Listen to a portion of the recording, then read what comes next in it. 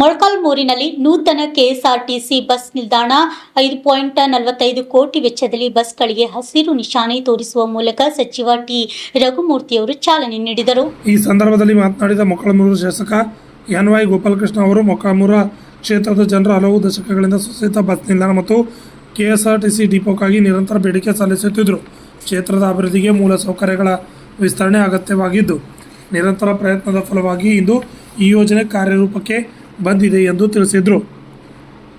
ಸಾವಿರಾರು ಪ್ರಯಾಣಿಕರಿಗೆ ಉತ್ತಮ ಸಾರಿಗೆ ಸೌಲಭ್ಯ ದೊರೆಯಲಿದ್ದು, ಬೆಂಗಳೂರು, ಬಳ್ಳಾರಿ, ಚಿತ್ರದುರ್ಗ ಸೇರಿದಂತೆ ದೂರದ ಊರುಗಳಿಗೆ ಸಂಪರ್ಕ ವ್ಯವಸ್ಥೆ ಮತ್ತಷ್ಟು ಸುಧಾರಿಸಲಿದೆ ಎಂದು ತಿಳಿಸಿದರು.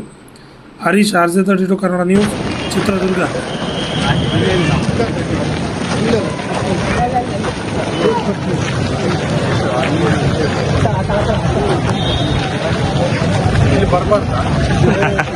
ಬಿಡೋಣ, ಸುಮ್ಮನೆ ಇರೋಣ.